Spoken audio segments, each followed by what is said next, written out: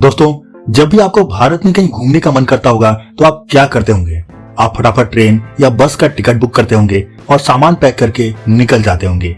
क्योंकि अपने देश में लोकतंत्र है, इसलिए कोई भी व्यक्ति देश के किसी भी कोने में जब चाहे तब जा सकता है। लेकिन अगर मैं आपसे कहूं कि अपने ही देश में कुछ ऐसी भी जगह मौजूद हैं जहां भारतीयों को जाना अलाउड नहीं है, तो आप क्या कहेंगे? मुझे पता है आप ये सुनकर चौंक गए होंगे, लेकिन ये सच है कि भारत में ऐसी कई जगह मौजूद हैं जहां इंडियंस आर नॉट अलाउड के बोर्ड लगे हुए हैं। तो दोस्तों, ज्यादा सस्पेंस न बढ़ाते हुए चलिए जानते हैं भारत के उन खास जगहों के बारे में।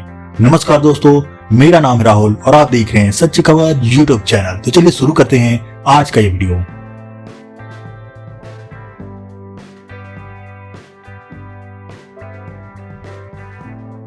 दोस्तों, हिमाचल प्रदेश भारत के खूबसूरत टूरिस्ट डेस्टिनेशन में से एक है।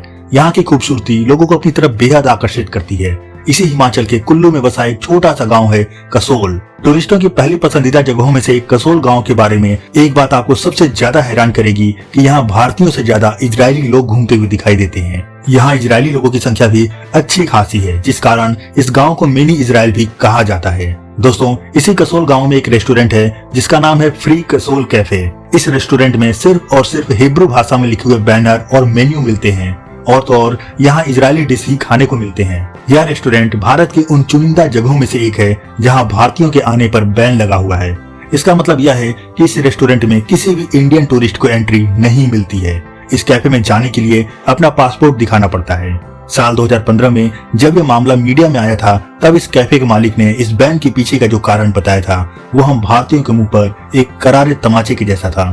कैफे मालिक का कहना था कि यहाँ आने वाले ज्यादातर भारतीय पर्यटक पुरुष होते हैं और वो यहाँ के दूसरे विदेशी पर्यटकों, विशेष तौर पर महिला विदेशी पर्यटकों से दुर्व्यवहार करते हैं। इसलिए उन विदेशी पर्यटकों की सुरक्षा के लिए उन्होंने अपने कैफे में भारतीय पर्यटकों की एंट्री बैन कर दी थी।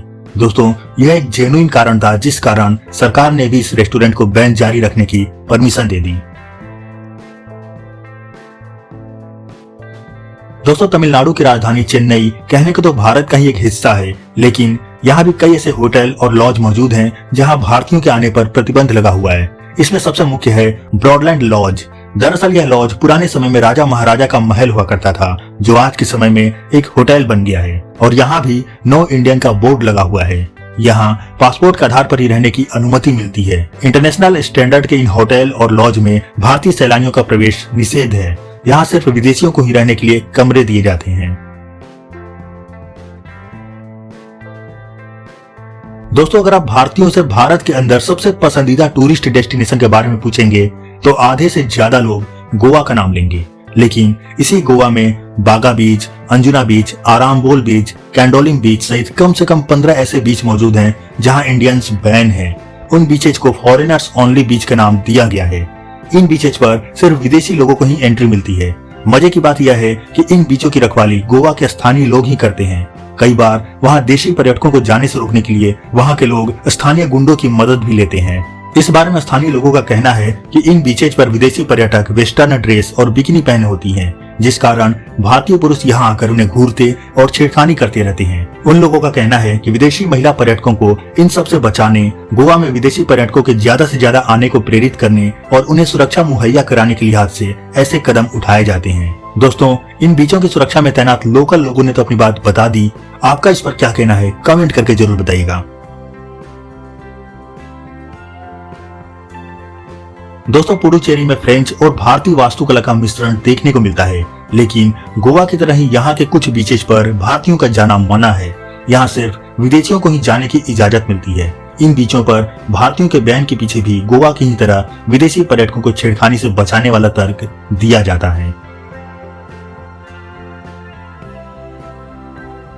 दोस्तों, हिमाचल प्रदेश के कुल्लू घाटी में बसा मलाड़ा एक प्राचीन भारतीय गांव है।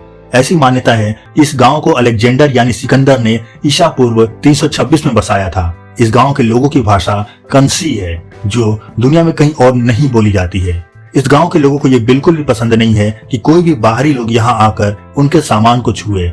इसलिए उन लोगों ने बाहरी लोगों के लिए कुछ नियम बना रखे हैं, जिनमें यहाँ पुलिस का प्रवेश वर्जित है। यहाँ के स्थानीय लोगों से बाहरी लोग शादी नहीं कर सकते हैं। यहाँ शिकार करना मना है। स्थानीय भाषा भी नहीं सीख सकते हैं और तो और यहाँ वीडियो भी नहीं बना सकते हैं, लेकिन फोटो जरूर खींच सकते हैं और किसी व्यक्ति या सामान को भी नहीं छू सकते हैं।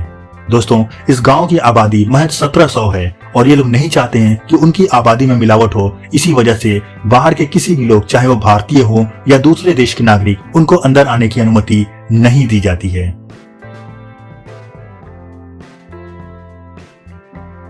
दोस्तों, बंगाल की खाड़ी में मौजूद सेंटिनल द्वीप अंडमान द्वीप का एक हिस्सा है।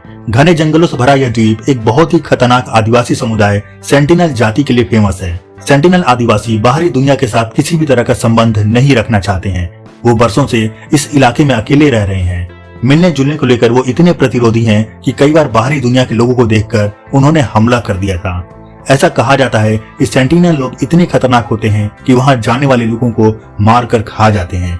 उन्हीं की वजह से यह द्वीप 2 टुकड़ों में बट गया है। इस द्वीप पर भारतीय ही नहीं बल्कि विदेशी लोग भी नहीं जा सकते हैं।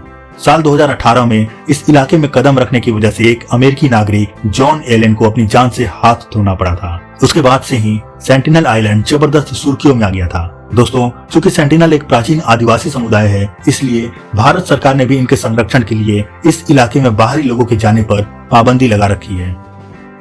तो दोस्तों, आपको क्या लगता है, क्या भारत सरकार को ऐसी जगहों को भारतीयों के लिए भी अलाउड करना चाहिए, या आपकी नजर में इन जगहों पर भारतीय लोगों पर लगा बैन पूरी तरह जायज है?